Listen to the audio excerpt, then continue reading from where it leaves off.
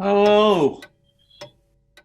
I am the spirit of Bernard Shaw, and here I am at my summer house, which is more than appropriate as my ashes are scattered all around.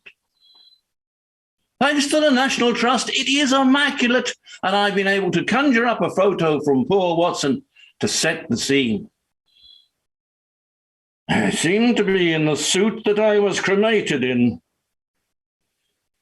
Such is life. This play of mine is a brief trifle and full of manifest impossibilities at that. Many conceive Shakespeare to have been a broken-hearted, melancholy, almost enormously sentimental person, whereas I am convinced that he was very like myself. In fact, if I'd been born in 1556 instead of 1856, I should have taken to blank verse and given Shakespeare a harder run for his money than all the other Elizabethans put together. This little piece you're about to see was written here in only 3 days for a performance in 1910 in aid of the funds of the project for establishing a national theatre as a memorial to Shakespeare. I have identified the Dark Lady with Mistress Mary Fitton. Strangely, paintings of her suggest that she was fair. But that's for you to ponder. And now the play. The scene is Midsummer Nights, the night of dreams and spirits. The time is 11 p.m., shortly after dark, and we are in the gardens of Whitehall Palace. For reasons better known to himself, the director has chosen to imagine the event is in 1910. God save my works from directors. Pardon me as I spirit myself away now. I will speak with you again later.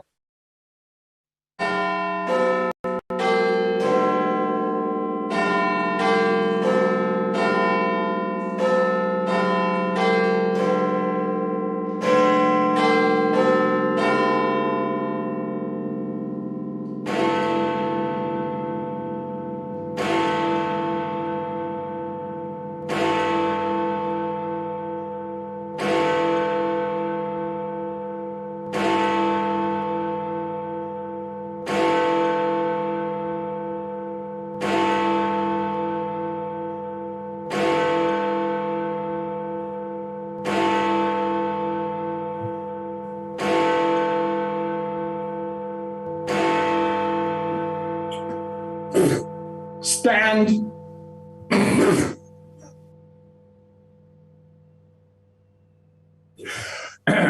Who goes there?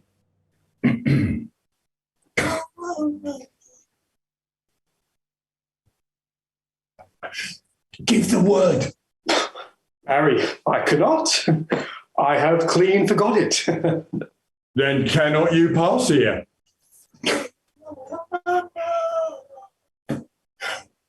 What is your business? Who are you?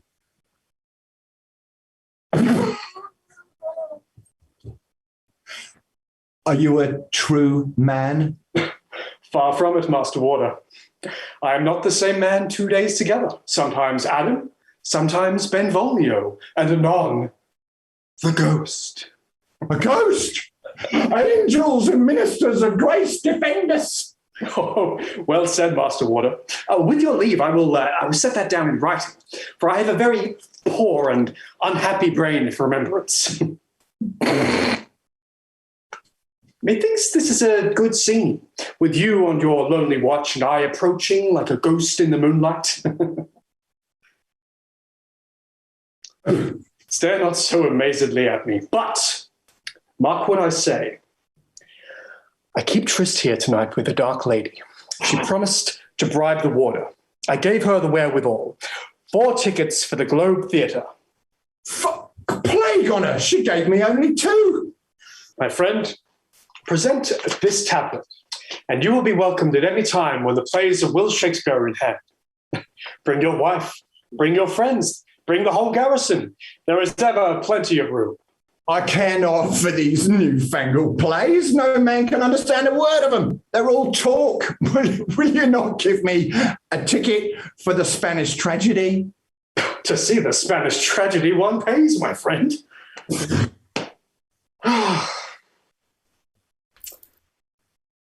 Here are the means. But it's gold. Oh, sir, you are a better paymaster than your dark lady. Women are thrifty, my friend. 'Tis ever so, sir. And, well, you have to consider that in the most open-handed of us must cheapen that which we buy every day. This lady has to make a payment to a warder every night of her life. I'll not believe it. Now you, sir, I dare be sworn, do not have an adventure such as this more than twice in a year. Villain, wouldst thou tell me that my dark lady hath ever done this before? That she maketh occasions to meet with other men? No, God bless your innocence, sir. Do you think you're the only pretty man in the world? A merry lady, sir. A warm bit of stuff. Go to. I will not see her pass a deceit on a gentleman that have given me the first piece of gold I ever handled in my life. Master Warder, is it not a strange thing that we, knowing that all women are false, should be amazed to find our own particular drab no better than the rest? Not at all, sir. Decent bodies. Many of them. No. All false. All. If thou deny it, thou liest. You judge too much by the court, sir. There indeed you may say of frailty that its name is woman. Prithee, say that again. That part about frailty, the strain of music. What strain of music, sir? I ain't no musician, God knows. There is music in your soul. Many of your degree have it very notably. Frailty, thy name is woman. Thy name is woman. Well, sir, it is but 4 words. Are you a snapper up of such unconsidered trifles? Snapper up of immortal phrase.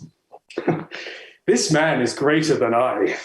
You have my Lord Pembroke's trick, sir. Like enough. He is my dear friend. But what call you his trick? Oh, making sonnets by moonlight, sir. And the same lady, too. No. No, last night he stood here on your errand, sir, and in your shoes. Oh, thou too, Brutus. And I called him friend. 'Tis ever so, sir. 'Tis ever so. 'Twas ever so. Oh, true gentleman of Verona. Brutus. Brutus! Is he as bad as all that, sir? Bad? Oh, no. Human. Master Warder. Human. We call one another names when we are offended, as children do. That is all. Aye, sir. Words, words, words. Mere wind, sir. We fill up our bellies with the east wind, sir, as the scripture hath it. You cannot feed capons so. A good cadence, by your leave. And what a manner of thing is a cadence, sir? I have not heard of it. Oh, a thing to rule the world with, friend. You speak strangely, sir. No offence, but and like you're a very civil gentleman, sir. You know, a poor man feels drawn to you. You being, as it were, willing to share your thought with him. 'Tis my trade.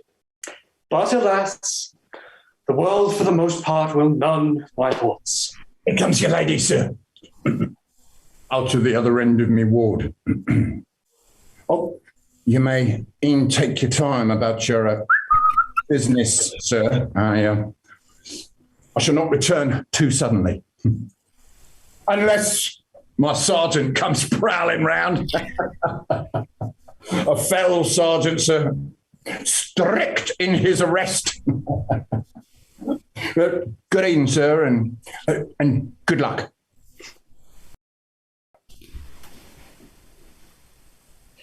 Strict in his arrest.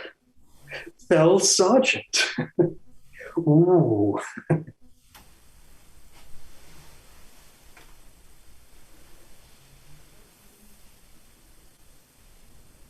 Out.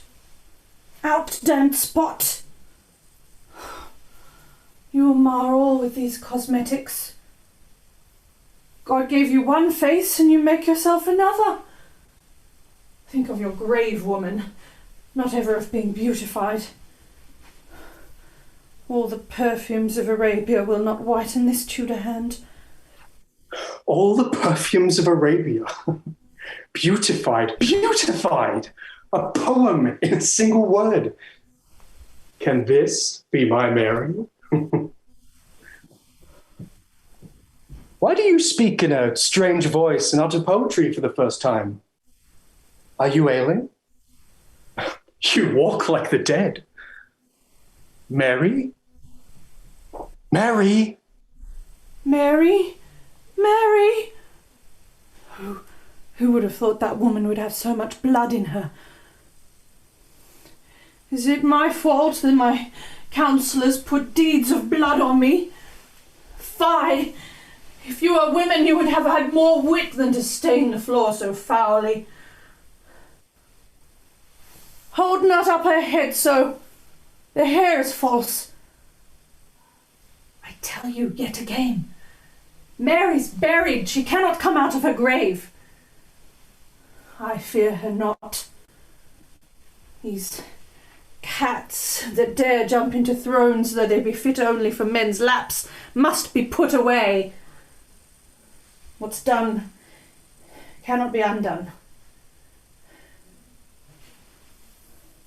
Out, I say! Fie! A queen and freckled. Mary, I say, art asleep?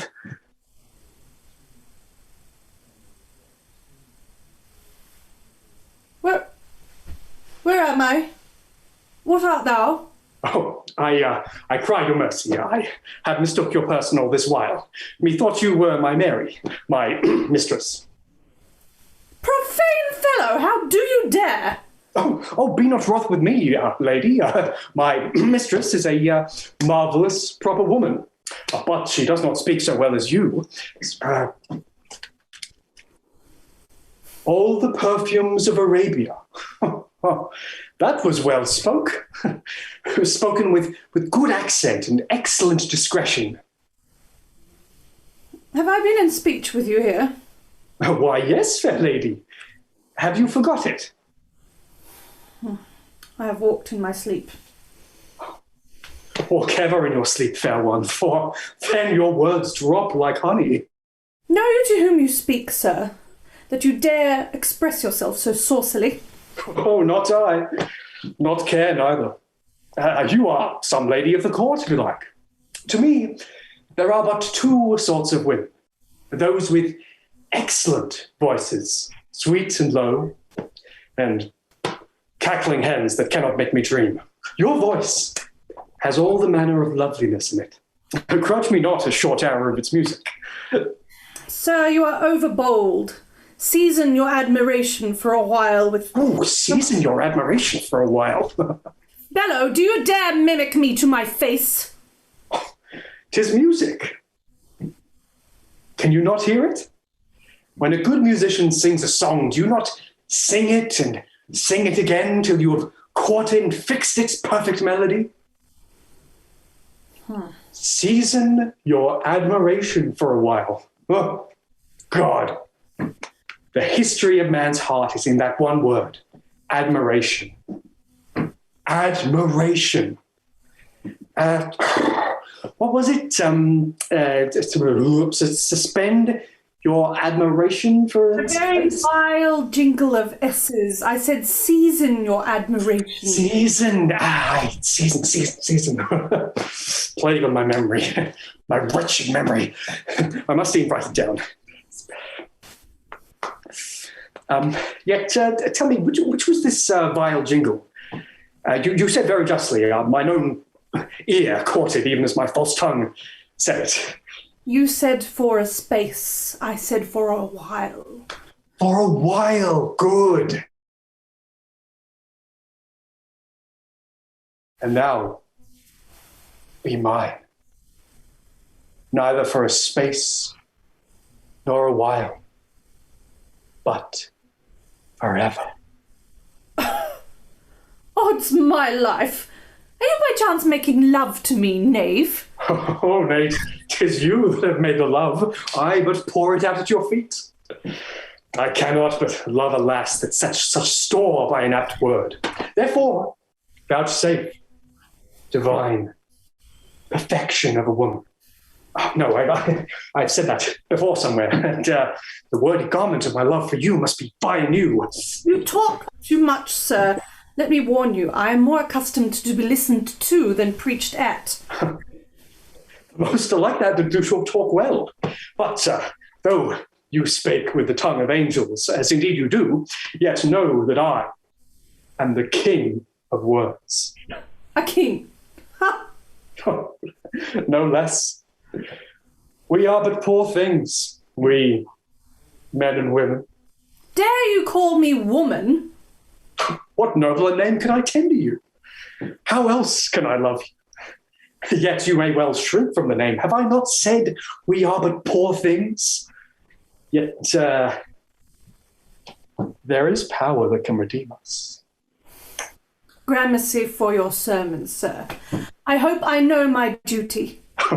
This is no sermon, but the living truth. The power I speak of is the power of immortal poesy.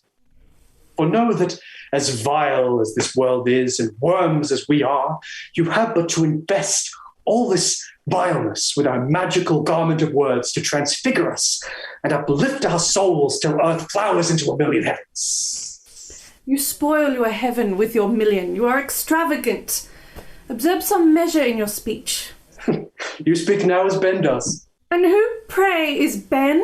A learned bricklayer who thinks that the sky is the top of his ladder, and so takes it on him to rebuke me for flying.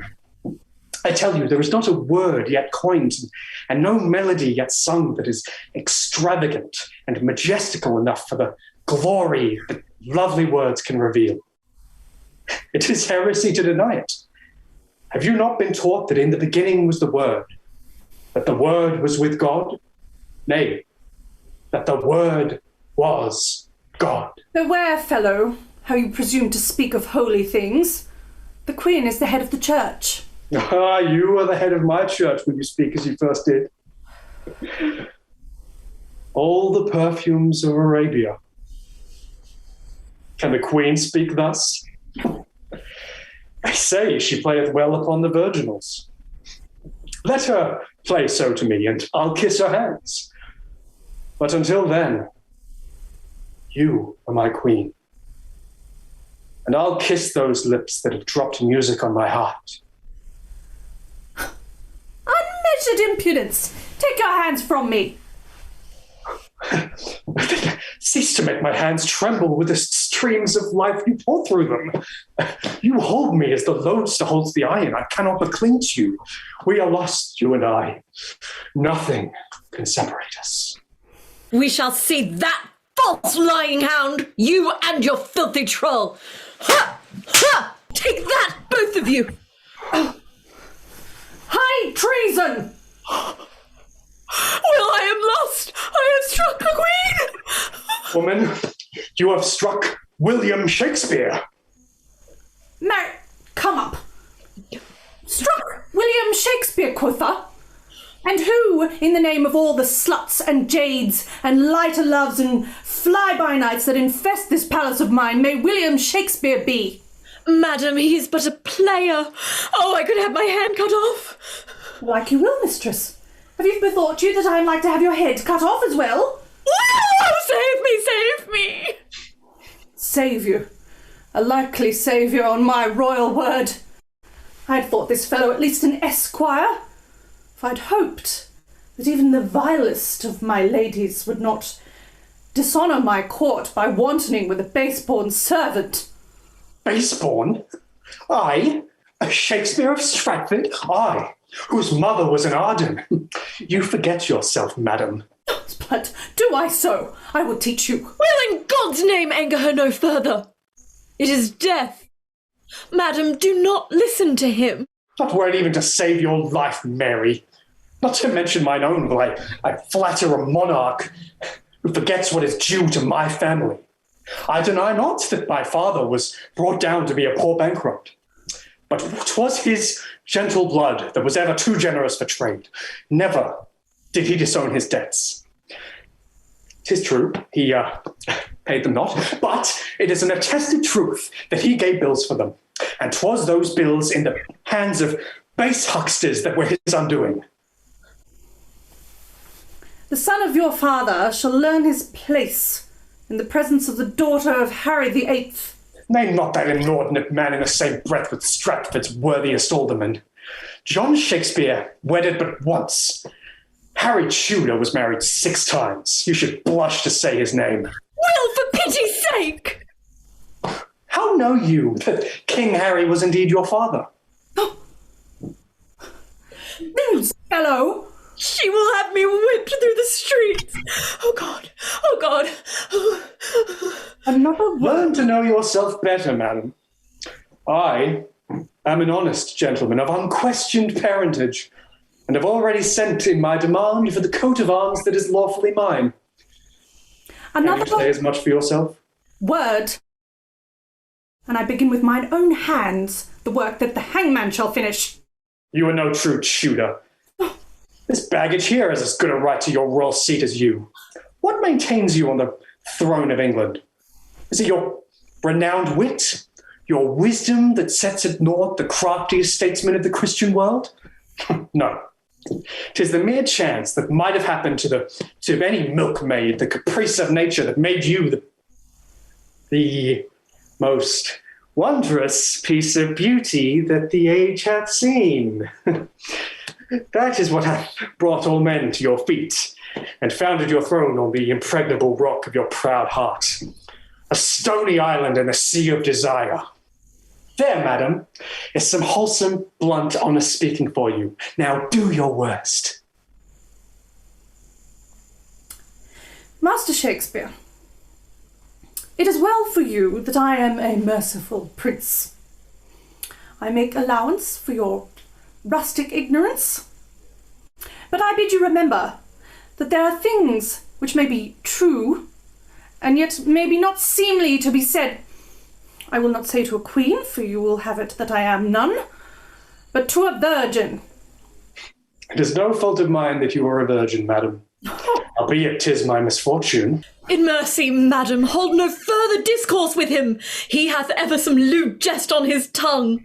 You hear how he useth me, calling me baggage and the like to your majesty's face. And as for you, mistress, I have yet to demand what you are doing in this hour and in this place, and what made you so mixed up with a player as to strike blindly at your sovereign in your jealousy of him. Madam, as I live and hope for salvation, I'm as like to be saved as thou that believest naught save some black magic of words and verses. I say, madam, as I am a living woman, I came here to break with him forever. Oh, madam, if you would know what misery is, listen to this man that is more than man and less at the same time. He will tie you down to anatomize your very soul. He will wring tears of blood from your humiliation.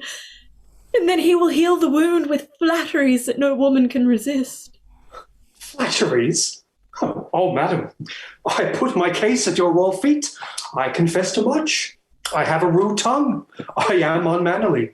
I blaspheme against the holiness of anointed royalty. But, oh, my royal mistress, am I a flatterer? I absolve you as to that. You are far too plain a dealer to please me. Madam, he is flattering you even as he speaks. Ha! Is it so? Madam, she is jealous, and heaven help me, not without reason. Oh, you say you were a merciful prince, but that was cruel of you, madam, the hiding of your royal dignity when you found me here. For how can I ever be content with this black-haired, black-eyed, black-avised devil? Again, now that I've looked upon real beauty and real majesty. He hath sworn to me 10 times over that the day shall come in England when black women for all their valour shall be more thought on than the fair ones. Deny it if thou canst. Oh, he is compact of lies and scorns. I am tired of being tossed up to the heavens and dragged down to hell at every whim that takes him. I am ashamed to my very soul that I have abased myself to love one that my father would not have deemed fit to hold my stirrup.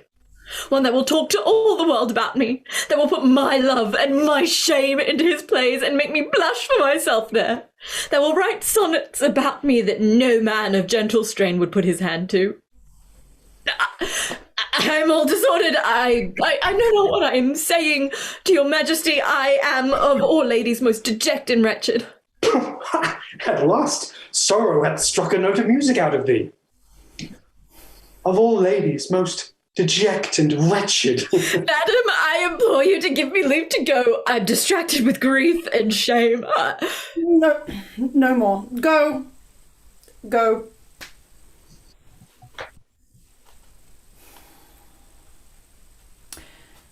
You have been cruel to that poor, fond wretch, Master Shakespeare. I am not cruel, madam. But you know the fable of Jupiter and Semele.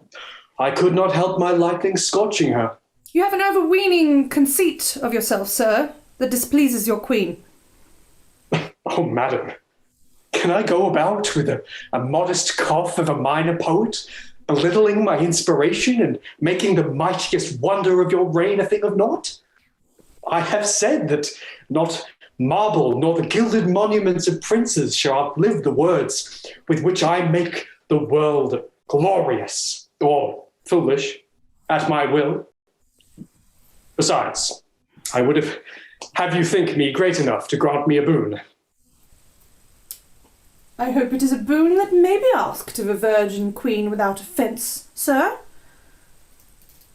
I bid you remember that I do not suffer persons of your degree, if I may say so without offence to your father the alderman, to presume too far. Oh, madam, I shall not forget myself again. Though, by my life, could I make you a serving wench, neither a queen nor a virgin should you be for so much longer as a flash of lightning might take to cross the river to the bankside. But, since you are a queen, and will none of me, nor of Philip of Spain, nor of any other mortal man, I must e'en contain myself as best I may, and ask you only for a boon of state. Boon of state already? You are becoming a courtier like the rest of them. You lack advancement. Lack advancement? By your majesty's leave, a queenly phrase. Your tables begin to anger me, sir. I'm not here to write your stories and plays for you. You are here to inspire them, Adam. For this, among the rest, were you ordained. But the boon I crave is that you do endow a great playhouse, or, if I may make so bold to coin a scholarly name for it, a national theatre for the better instruction and gracing of your majesty's subjects. Why, they're not theatres enough on the Bankside and in Blackfriars? Madam, these are the adventures of needy and desperate men that must, to save themselves from perishing of want, give the sillier sort of people what they best like. And what they best like, God knows, is not their own betterment and instruction, as we well see by the example of the churches, which must needs compel men to frequent them, though they be open to all without charge. Only when there is a matter of murder or a plot, or a pretty youth in petticoats, or some naughty tale of wantonness will your subjects pay the great cost of good players and their finery, with little profit to boot. To prove this, I will tell you that I have written 2 noble and excellent plays setting forth the advancement of women in high nature and fruitful industry, even as your majesty is. The one, a skillful physician, the other, a sister devoted to good works. I have also stole from the book of idle wanton tales two of the most damnable foolishnesses in the world, and the one of which a woman goeth in man's attire and maketh impudent love to her swain, who pleaseth the groundlings by overthrowing a wrestler. Whilst in the other, one of the same kidney sheweth her wit by saying endless naughtiness to a gentleman as lewd as herself. I have writ these to save my friends from penury, yet shewing my scorn for such follies and for them that praise them by calling the one as you like it, meaning that it is not as I like it, and the other much ado about nothing, as it truly is. And now these two filthy pieces drive their nobler fellows from the stage, where indeed I cannot have my lady physician presented at all, she being too honest a woman for the taste of the town. Wherefore, I humbly beg your majesty to give order that a theatre be endowed out of the public revenue for the playing of those pieces of mine, which no merchant will touch, seeing that his gain is so much greater with the worse than with the better. Thereby, you shall also encourage other men to undertake the writing of plays who do now despise it and leave it wholly to those whose counsels will work little good to your realm. For this writing of plays is a great matter, forming as it does the minds and affections of men in such sort that whatsoever they see done in show on the stage, they will presently be doing in earnest in the world, which is but a larger stage. Of late, as you know, the church taught the people by means of plays, but the people flocked only to such as were full of superstitious miracles and bloody martyrdoms. And so the church, which also was just then brought into straits by the policy of your royal father, did abandon and discountenance the art of playing. And thus it fell into the hands of poor players and greedy merchants that had their pockets to look to, and not the greatness of this, your kingdom. Therefore, now must your majesty take up that good work that the church hath abandoned and restore the art of playing to its former use and dignity. Master Shakespeare, I will speak of this matter to the Lord Treasurer. Then am I undone, madam. For there was never yet a Lord Treasurer that could find a penny for anything over and above the necessary expenses of your government, save for a war or a salary for his own nephew. Master Shakespeare, you speak sooth, yet cannot I in any wise mend it. I dare not offend my unruly Puritans by giving so lewd a place as the playhouse a public charge. There be 1,000 things to be done in this London of mine before your poetry can have its penny from the general purse. I tell thee, Master Will, 'twill be 300 years and more before my subjects learn that man cannot live by bread alone, but by every word that cometh from the mouth of those whom God inspires. By that time, you and I will be dust beneath the hooves of the horses. If indeed there be any horses then, and men still be riding instead of flying. Now it may be that by then your works will be dust also. They will stand, madam. Fear not for that. May prove so. But of this I am certain, for I know my countrymen, that until every other country in the Christian world, even to barbarian Muscovy and the hamlets of the boorish Germans, have its playhouse at the public charge, England will never adventure. And she will adventure then only because it is her desire to be ever in the fashion, to do humbly and dutifully whatso she seeth everybody else doing. And in the meantime, you must content yourself as best you can with the playing of those two pieces which you give out as the most damnable ever writ, but which your countrymen, I warn you, will swear are the best you've ever done. But if I could speak across the ages to our descendants, I should heartily recommend them to fulfill your wish. For the Scottish minstrel hath well said that he that maketh the songs of a nation is mightier than he that maketh its laws. And the same may be said for plays and interludes.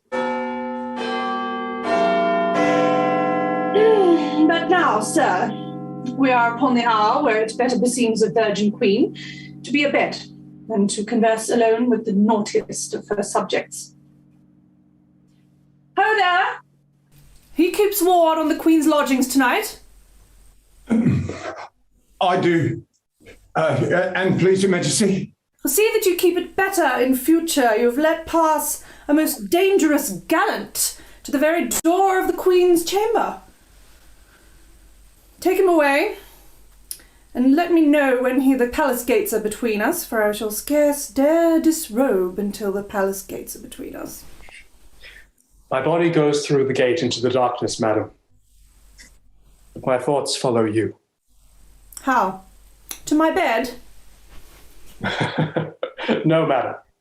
To your prayers, in which I beg you to remember my theatre.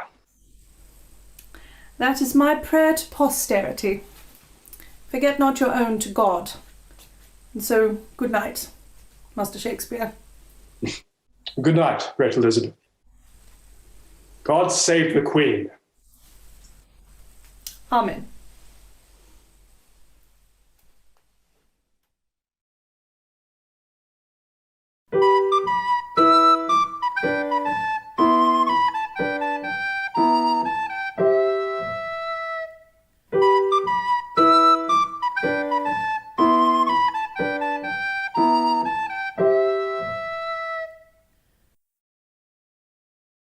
So, to continue the program, I wrote a short story which was included in the original program at the Theatre Royal Haymarket. In it, giving Shakespeare a chance to set the record straight with regard to some of his characterization. The director has dramatized this short story, and unfortunately, it follows the main course as a dessert. So, after the main fare, open your program and read A Dressing Room Secret.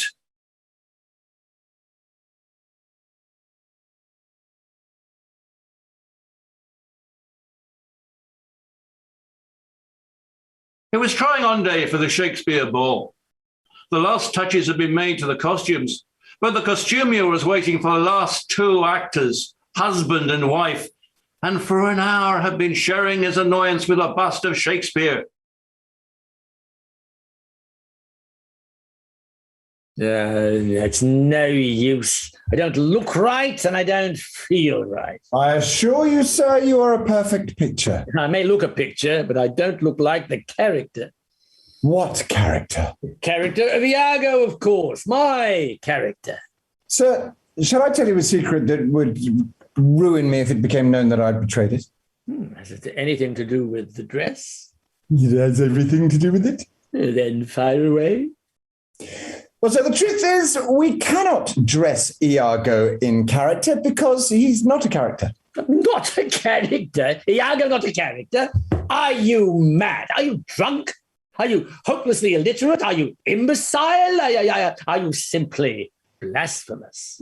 I know it seems presumptuous, sir. After so many great critics have written long chapters analyzing the character of Iago, that profound, complex, enigmatic character, the creation of our greatest playwright. But as you notice, sir, nobody has ever tried to write long chapters about my character. Why on earth should they? Why, indeed, sir. No enigma about me, no profundity. If my character was ever written about, you would be the first one to suspect that I hadn't any.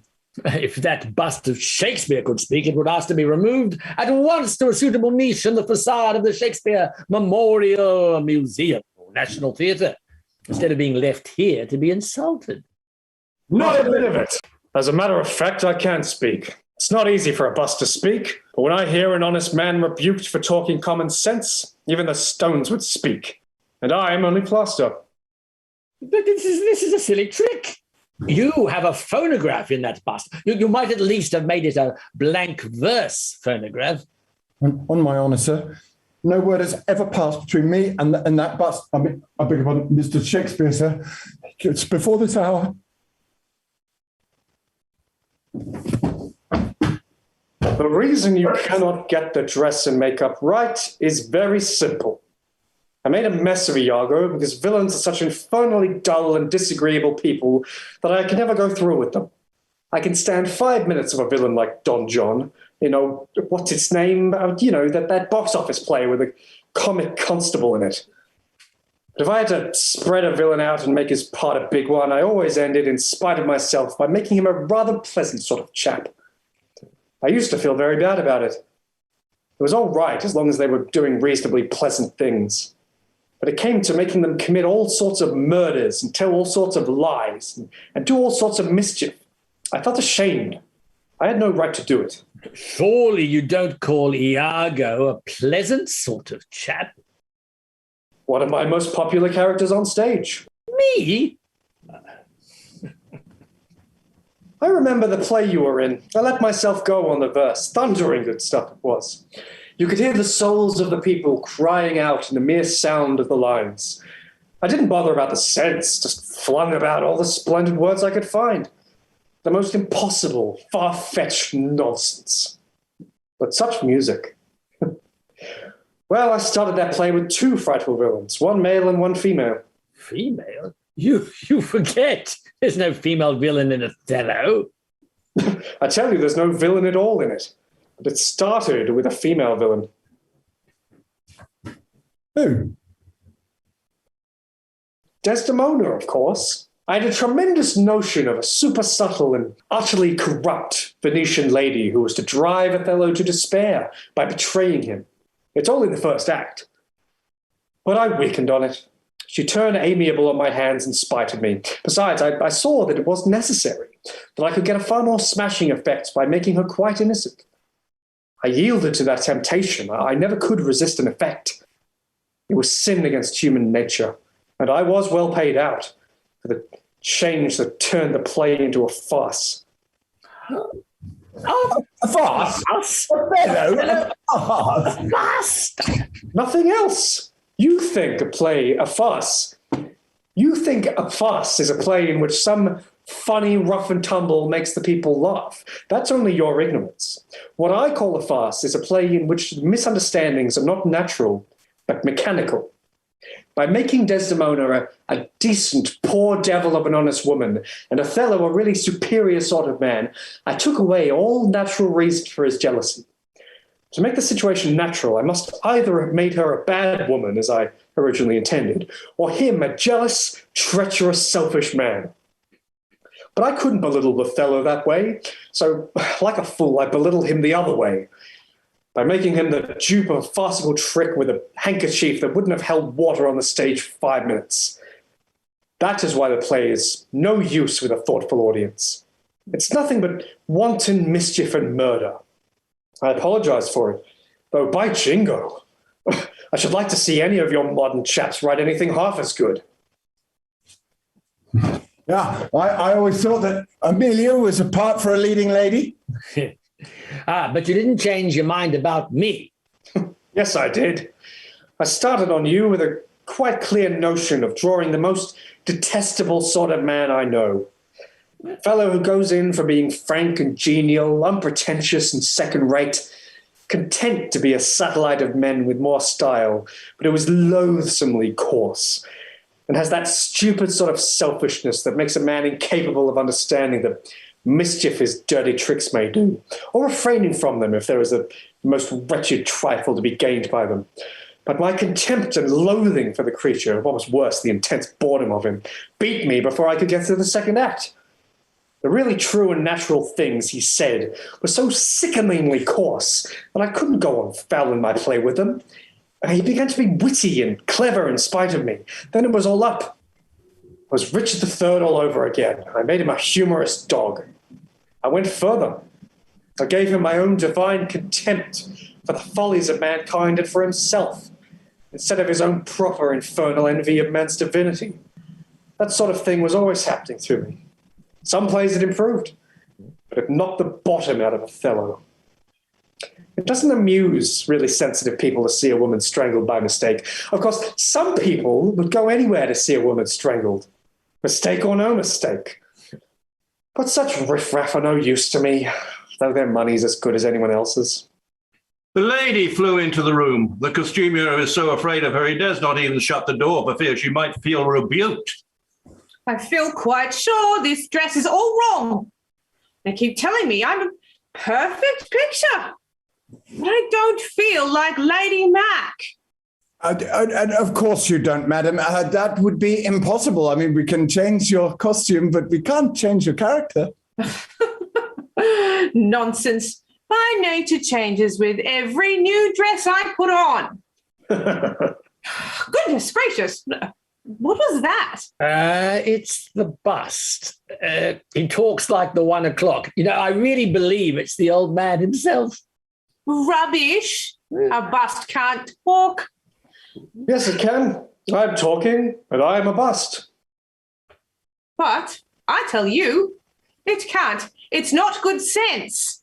Well, stop me if you can. Nobody ever could in Bess's time. Nothing will ever make me believe it. More medieval superstition. But I put it to you. Do I look in this dress as if I could commit murder? But don't worry about it. You're another of my failures. I meant Lady Mac to be something really awful. But she turned into my wife, who never committed a murder in her life. At least not a quick one. Your wife, Anne Hathaway, she was like Lady Mac. Very, if you notice. Lady Mac had only one consistent characteristic, which is that she thinks everything her husband does is wrong and that she could do better. If I'd ever murdered anybody, she'd have bullied me for making a mess and gone upstairs to improve it herself. Whenever we gave a party, she apologized to the company for my behavior. Apart from that, I defy you to find any sort of sense in Lady Mac.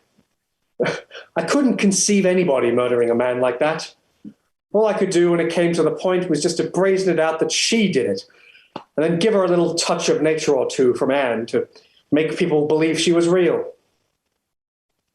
I am disillusioned, disenchanted, and disgusted. You might have at least waited till after the ball. You ought to think the better of me for it. I was really a gentle creature. It was so awful to be born about 10 times as clever as anyone else. To like people and yet to have to despise their vanities and brains. People are such fools, even the most likable ones as far as brains go. I wasn't cruel enough to enjoy my superiority. Such conceit. What's a man to do? Do you suppose I could go around pretending to be an ordinary person?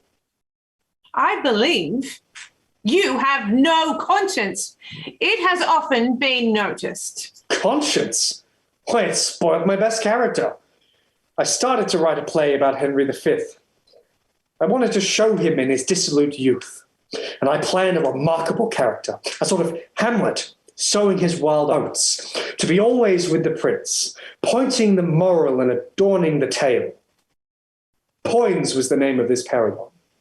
Well, if you'll believe me, I'd hardly got well into the play when a wretched super whom I intended for a cowardly footpad just to come on in a couple of scenes to rob some merchant and then be robbed himself by the Prince of Poins, a creature of absolutely no importance, suddenly turned into a monumental comic part. He killed Poins. He killed the whole plan of the play. I reveled in him, wallowed in him, made a delightful little circle of disreputable people for him to move and shine in. I felt sure that no matter how many other characters might go back on me, he never would. But I reckoned without my conscience. One evening, I passed a fat old man, half drunk, leering at a woman who ought to have been young but wasn't. The next moment, my conscience was saying in my ear, "William, is this funny?" And then I went home and spoilt the end of the play. I didn't do it well. I couldn't do it right, but I had to make that old man perish miserably, and I had to hang his wretched parasites or throw them in the gutter in the hospital. One should think before one begins things of this sort. By the way, would you mind shutting the door? I'm catching cold. Oh, so sorry. My fault. Oh, I'm going to sneeze. And I don't know that I can.